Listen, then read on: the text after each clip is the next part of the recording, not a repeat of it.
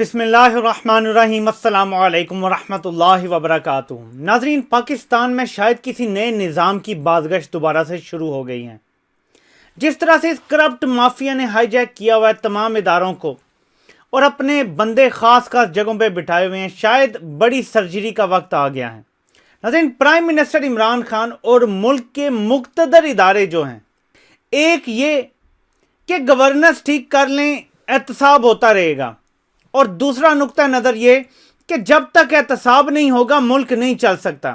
میں نے اس کے حوالے سے تھوڑی بات کی تھی۔ آج ناظرین آپ کے سامنے رکھتا ہوں کہ شاہین صاحب ایک آرٹیکل لکھا ہے اور اس میں پرائم منسٹر عمران خان سے انہوں نے کچھ بات بھی کی ہے، اور اس کے بعد انہوں نے کچھ اشارے دیے ہیں، جس میں ایک اشارہ نظام کی تبدیلی کا بھی ہے، اور انہوں نے یہاں تک اشارہ دیا ہے کہ پرائم منسٹر عمران خان ملک کی اسٹیبلشمنٹ یعنی مقتدر حلقوں کو کس بات پہ قائل کرنے کی کوشش کر رہے ہیں۔ میں آپ کے سامنے وہ تمام چیزیں رکھنے جا رہا ہوں، اور میں جو مسلسل پچھلے کچھ وقت سے ایک بات کر رہا ہوں وہ آپ کو زیادہ بہتر انداز میں سمجھ آ جائے گی۔ پاکستان 73 سالوں سے جیسے چلتا آیا ہے، اور جیسے نون لیگ نے حملہ کیا، جیسے پی ڈی ایم اکٹھی ہوئی، نواز شریف نے نام لیے، یہ جس چیز کے عادی تھے وہ یہی تھی کہ جب بھی یہ دباؤ ڈالتے تھے اسٹیبلشمنٹ دباؤ میں آ جایا کرتی تھی۔ مشرف جیسا طاقتور ڈکٹیٹر بھی دباؤ میں آ گیا تھا۔ پہلی بار دباؤ میں آیا تھا تو مشرف کو نواز شریف کو باہر بھیجنا پڑا تھا، دوسری بار مشرف دباؤ میں آیا تو بے نظیر اور نواز شریف کو ملک میں آنے دینا پڑا تھا۔ تو اتنا طاقتور ڈکٹیٹر اگر دباؤ میں آ سکتا ہے تو موجودہ ملکی صورتحال میں اسٹیبلشمنٹ کا دباؤ میں آنا کوئی نئی بات نہیں ہوگی، اور اس بات کا اظہار پرائم منسٹر عمران خان نے کئی انٹرویوز میں کیا کہ یہ لوگ دباؤ ڈالنے کی کوشش کر رہے ہیں، یہ چاہتے ہیں کہ این آر او انہیں مل جائے، انہیں پتہ ہے میں تو نہیں دوں گا، لیکن ادارے کئی بار پریشر میں آ جاتے ہیں، یہ اس لیے اداروں کو ٹارگٹ کر رہے ہیں، ان پہ پریشر ڈال رہے ہیں۔ اب میں آپ کے سامنے رکھتا ہوں کہ شاہین صاحب نے کیا کہا ہے۔ پہلے میں آپ کو مختصراً سمری بتا دوں کہ جس طرح اپوزیشن نے پتے کھیلے، اپنے غلط طریقے سے گیلانی جیتا، پے در پہ حملے کیے پرائم منسٹر عمران خان پہ، اس کے بعد ایک فیصلہ کیا گیا کہ ان کو انہی کی زبان میں جواب دیا جائے گا۔ انف از انف کہہ دیا گیا۔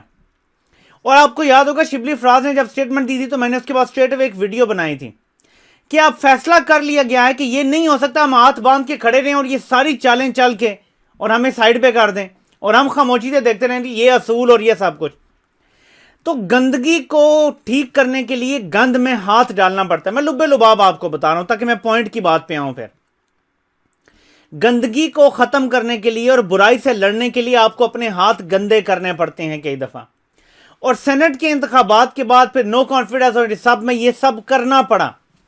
سینٹ کے چیئرمین کے حوالے سے بھی اس طرح کے معاملات سامنے آئے، جس کا بعد میں حکومتی لوگوں نے کہا کہ یہ کوئی جمہوریت نہیں ہے جو یہ دوسری پارٹیاں کرنا چاہتی ہیں اور باقی صاحب کو بھی مجبور کر رہی ہیں۔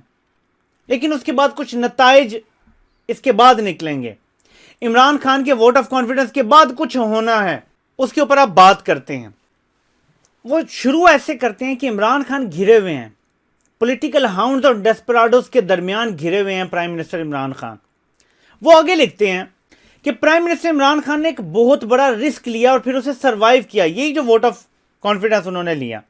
اس کے بعد وہ آگے چل کے کہتے ہیں پے در پے جو شکستیں ہوئیں ضمنی انتخابات میں، یہاں تک کہ ان کے اپنے گھر کی سیٹ سمجھ لیں جو نوشہرہ کی ہاری تحریک انصاف، بڑا دھچکا تھا یہ پرائم منسٹر عمران خان کو۔ لیکن عمران خان کیونکہ فائٹر ہیں وہ لڑے اور انہوں نے ایک کم بیک کیا۔ لیکن یہاں سے آگے امپورٹنٹ چیز شروع ہوتی ہے، اور نظام کی جو بات ہو رہی ہے اور اسٹیبلشمنٹ کو کیا پرائم منسٹر عمران خان قائل کرنے لگے ہیں وہ آگے آپ کو پتا چلے گا۔ عمران خان نے ایک لحاظ سے بڑا گیمبل کیا تھا یہ ووٹ آف کانفیڈنس لینے کا۔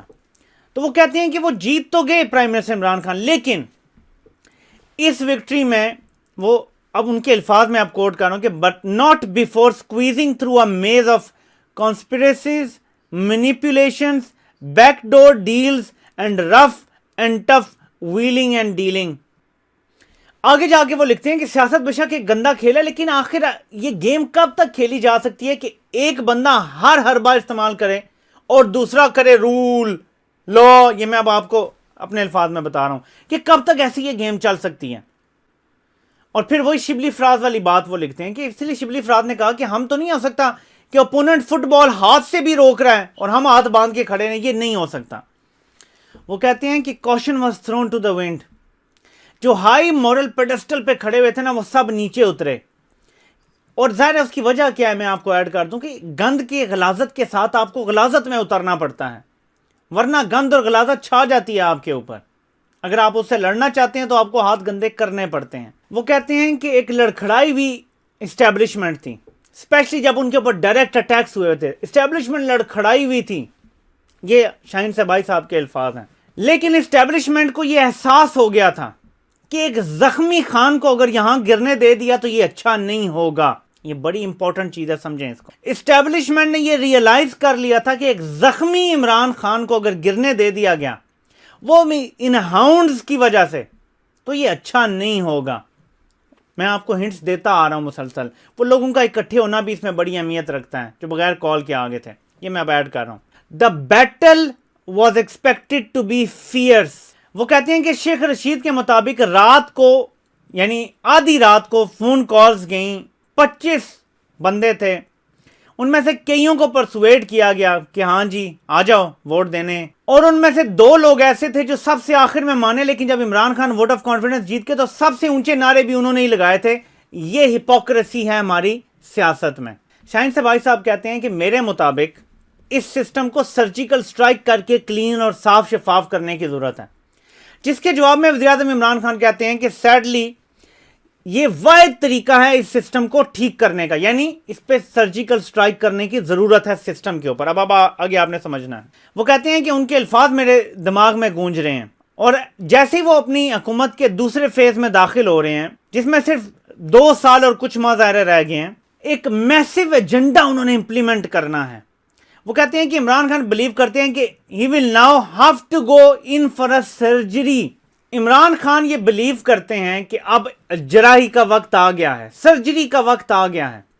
और इमरान खान इस्टेब्लिशमेंट को ये कन्विंस करने की कोशिश कर रहे हैं कि अनलेस वो एक फर्म स्टांस लें, फर्म स्टैंड लें, और ये जो गू की कैफियत में इस्टेब्लिशमेंट है, ये करें ये ना करें, बात कर लें बात ना करें, क्या करें, जाने दें ना जाने दें, इस सारी सूरत हाल से उन्हें निकल के एक फर्म और एक साइड का स्टांस अब लेना पड़ेगा, स्टैंड लेना पड़ेगा। ये prime minister Imran Khan establishment को कन्विंस करने की कोशिश कर रहे हैं, क्योंकि यहां पे इस चीज पे एक पेज पे होना बड़ा जरूरी है कि गवर्नेंस पहले ठीक होगी या पहले एहतसाब होगा। गवर्नेंस ठीक हो सकती है एहतसाब के बगैर, ये मैं आपको पहले बता चुका हूं। यही बात मैं अब दोबारा दोहरा रहा हूं इसमें से निकाल के, कि मैं जिस तरह कर रहा हूं ये उसी बात की तरफ इशारा करती है चीज। यही वो असल बुनियादी डिफरेंस ऑफ ओपिनियन है इस टाइम, कि क्या गवर्नेंस ठीक हो सकती है बगैर एहतसाब किए। और मैं आपको इसके बारे में अपनी राय बता चुका हूं, आप सब जानते हैं। वो कहते हैं कि इमरान खान की जो नई टर्म है ये नए रिजॉल्व के साथ आई है कि सिस्टम में रिफॉर्म करना है। वो कैसे? Clean up the mess and use all the tricks in the book, foul और फेयर। वो कहते हैं कि हर किस्म का तरीकाकार अपनाया जाए इस सिस्टम को ठीक करने के लिए। वो फेयर होगा, अनफेयर होगा, कोई फाउल प्ले होगा या नहीं होगा, लेकिन सिस्टम को ठीक करने के लिए हर तरीका अपनाया जाए। इसके बाद वो लिखते हैं कि a variety of options are being considered including a presidential system. बहुत सारे मुख्तलिफ निज़ामों के बारे में सोचा जा रहा है, जिसमें से एक सदारती निज़ाम है जिसमें इमरान खान ऊपर होंगे। ये सोचा जा रहा है, ये शाहीन सबाई साहब ने खबर दी है, ताकि किसी को कोई ये ना हो जी कि कोई डिक्टेटरशिप आ गया, ये वो एक सिविलियन फेस आपको नजर आएगा सामने। लेकिन सिस्टम को चेंज करने के हवाले से सोच विचार अब बहुत आगे बढ़ चुकी है। और ये है नाज़रीन असल चीज और असल पॉइंट जिसकी तरफ मैं आपको लेकर आया हूं कि सिस्टम ने बदलना है। ये 2-2.5 साल आम तरीके से नहीं गुजरेंगे। इमरान खान को अल्लाह सेहत दे, उन्हें कोरोना हो गया कि इमरान खान सेहत याब होती हैं, इसके बाद आपको बहुत कुछ मुख्तलिफ नजर आएगा। ये आटा चीनी सस्ता करने के लिए इमरान खान नहीं आया था, सिस्टम को बदलने के लिए आया था, और सिस्टम के बदलने की तरफ ही मामलात जाएंगे इंशाअल्लाह ताला। ये मेरी भी राय है।